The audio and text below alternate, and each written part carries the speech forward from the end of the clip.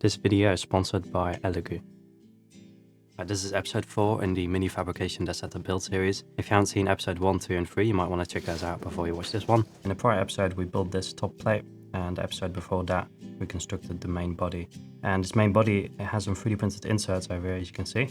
We still need to make those, and there's also some gaps that still need to be cut out because the laser cutter had an overheating issue. I'll need to go past that with a jigsaw.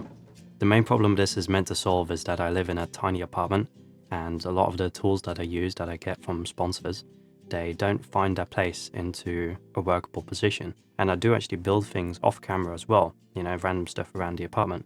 And so this setup is meant to solve that, so I can still build stuff consistently and not have to do that with the sponsored product. Something I used to run into in prior setup builds is that, you know, I'd receive new gear, you'd upgrade stuff. And so what I came up with back then was these 3D printed inserts, and these are pretty useful because you can, you know, fill them up with a blank or maybe just fill them up with new tech as it comes in. These wooden structures on the side, they also allow you to manage the cables a little bit better. So in terms of the 3D printed inserts that I'm putting in this thing, I've iterated on the design a couple times. In the Compute Box build series, we had a similar panel to this, but then with magnets on the inside over here. And that worked out okay, except for when you have a really heavy panel, and then, yeah, it kind of collapses outwards. So this time around, I want to put a nut on the inside over here. This will go against the wooden structure, and then we have bolts which can lock into place. And then all of the 3D printed panels which, you know, shove into that, they'll be held in place with those bolts. A little while ago, Elegoo also reached out and offered to send me the Centuri Carbon, which is a really awesome budget 3D printer, which is fully enclosed. So you can print in carbon fiber, you can print in ABS, and that's a lot easier because it keeps the temperature consistent. I really appreciate how quick you can set this thing up, so once you take it out of the packaging, it's pretty much set up. And this is also the 3D printer that we're using today to 3D print all of the inserts. Now, Elegoo actually sent some filament with this 3D printer, which is beige, and normally I wouldn't print it with beige, I would print it in black, but I was like, oh, what else am I going to use this for? So I did some test prints and I figured out that it actually looks quite nice.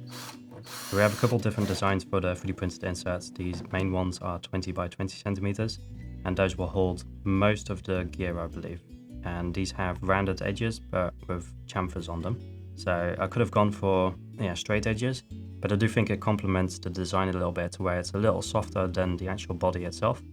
And so it feels a little bit more comfortable somehow. So I really appreciate a lot of the small details in the design of the Centuri Carbon. Like how the cable spline that goes to the filament head is nicely recessed into the body of the build. Usually after some amount of time, a 3D printer gets less and less accurate in the way that it prints stuff. You start to see a lot of aberrations in the 3D print. This one's been holding up really quite nicely, and there were a ton of inserts that we needed to print for this one. And it's a Core XYZ printer, so it's super fast at 500 millimeters per second.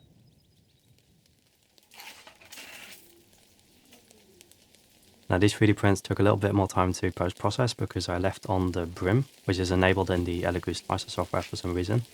And that means we have to rip that off and then go past it with a deburring tool to clean up the 3D print. Something that might actually be really awesome to try out on a future setup is to 3D print these in a more transparent form. And then the actual plates that are input into it might be out of black. And then we can add some lights on the inside of the boxes, and then that lights up the rims of the 3D print. Then we also have these smaller ones which are at the front and the back, and these are about 14 centimeters, and you'll see those on the inside here as well. So it took a good couple of days to actually 3D print all of the inserts, and usually I do that when I'm off at work, so I don't have to deal with the noise of the 3D printer. What's really nice, it has the inbuilt camera system, so you can check up on that in the Elegoo slicer software and see how the 3D printer is doing. It also records the time lapses, so if you want to share some time lapses with the 3D print to social media, you can do that as well. So after 3D printing all of those panels and doing all of the post-processing, which took quite a while, I started screwing these into place. And as I was doing that, the setup felt a lot more complete, even though most of these panels still need to have an insert of some sort, right? So if you have any suggestions for tech that you would like to see me implemented in this thing, then definitely also let me know in the comment section down below. I had some really awesome suggestions, some commenters saying like they would like to see a projector in the top segment that points down, and it could show measurement tools and that kind of stuff, which I thought was really ingenious and quite smart. But if you enjoyed the video so far, then definitely consider leaving a like, leaving a comment, and if you don't know what to comment about, just leave an emoji. That also really helps out the channel.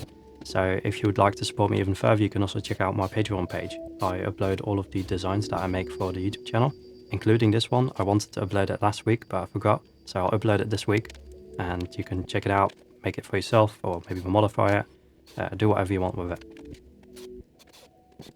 So something else I'd like to get finished in this episode is the drawer slide itself. And I already laser cut a drawer, but in one of the prior episodes, I actually 3D scanned all the components. And I also 3D scanned the drawer slides themselves. So this is super useful because we can see all of the gaps over here. And what I did is I modeled everything out before I actually did the laser cutting process. And you can see on this part over here that all of the gaps are in place and everything should line up properly. So quite surprisingly, this is the first time I'm actually working with drawer slides, and it was super easy. Especially when we, 3D scanned everything, all the holes matched up. I didn't have to think about how the drawer would fit into place. It was all pre-planned and ready to go.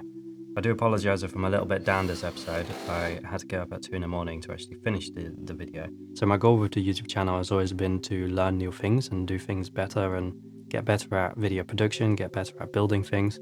And to a certain extent that has happened in the past year. I've learned a ton of new skills in regards to how to laser cut stuff and 3D print things and design philosophy. But I really haven't crossed everything off my list yet either, so some things I'd really like to do is start a series where every Friday, for example, we order a new tool and try to figure out how it works. Like I've always wanted to learn how to weld, and I've never gotten around to actually trying it. I used my sit-stand desk to actually hold the drawer in place, and that way we can hold it in the proper position and then go past with a drill. And I used some 12mm screws here, and those line up perfectly with the laser cut gaps in there, so I don't actually need to measure anything. So from a design perspective, I really like that the drawer slide itself is black. That kind of complements, the black sides that we have over here. And then I think I might want to keep the handle itself in the same color as the wood, because that will be made out of wood as well, so that will look kind of cool.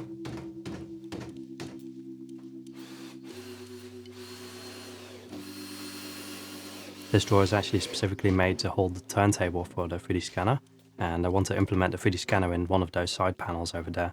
And I've also been thinking of implementing some kind of Mac Mini dock into the desk itself, so that we can also take the Mac Mini out and take it to someplace else. The last thing I really need to do is create a power panel. The sooner we can actually get all of the machines started up, the quicker the setup build will go, because then we actually have a baseline to, start doing the rest of the work. So the way I'm going about this is creating a ready baseline insert for the 3D printed inserts. I ordered some super simple ones. These are 16 amps, 240 volts. And usually I go for the tumbler switches, which look a little bit more awesome, but I found that they don't actually last as long as these switches do.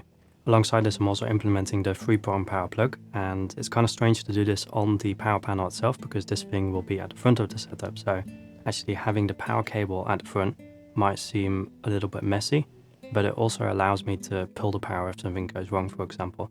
And in general, it's very nice if you have a modular setup where you're moving stuff around all of the time, that you don't have to reach behind it.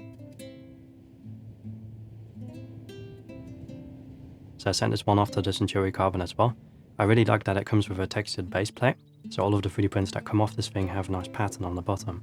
And this one was printed with a brim again, so I did some post-processing, but it came out looking really quite clean.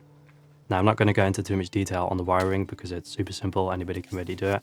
We're basically adding the exact same switch that's already on the power strip, but just putting it on the cable and then mounting that switch in a 3D printed panel.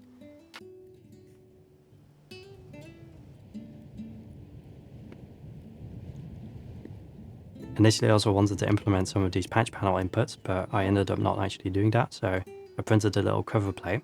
And I do think this looks kind of funky from a design perspective, but if we ever want to upgrade that with a patch panel input, we can do that later on.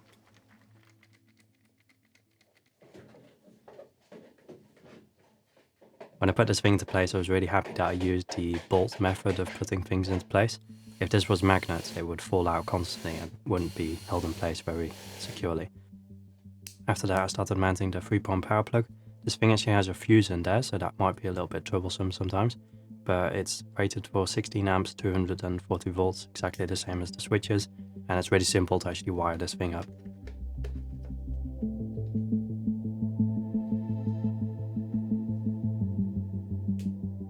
In the previous video I also mentioned that I wanted to put some spotlights in here, but I might order some black ones for that. Somebody mentioned in the comment section you could also 3D print a little cover plate for it. I haven't done that yet, but I will be implementing the white spotlights and trying that out later. The thing I'm a little bit concerned about is that I'm not entirely sure how hot these lights actually get. So if we print it in PLA, for example, it might actually just melt the plastic. So I'll definitely try to print it in ABS, see how it works out. But in general, they're LED spotlights, full RGB, so in theory this shouldn't get too hot.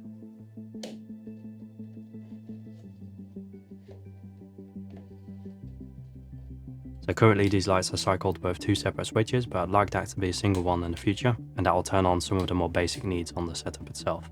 The lighting does do quite a lot for the setup though, it really makes it feel a lot more homey for some reason, and I'm really looking forward to implementing the other spotlights as well, which will be, all the way at the bottom and shining on the 3D printer and a laser cutter down there. The last thing I did was implement the FlexiBot control panel. Initially I wanted to create a 3D printed insert for this one, but this one is a little bit more fluid in its design, and I couldn't really be bothered to, custom build a panel for it, so this time around I'm just screwing it directly onto the bottom of the main work surface. So this somewhat concludes episode 4. I'm really liking how this thing is coming together, and I'm enjoying the build series more and more as we go further and further into the project. I can't wait to see it in its full form, even though that's going to take probably a couple of months to actually fill up all the panels with really awesome tech and that kind of thing. And there's probably a ton of troubleshooting that we still have to do as well. Anyway, I hope it gave you some inspiration. I hope it gave you an idea for your own setup, for example. If you did, leave a like, leave a comment, and hopefully see you in the next video.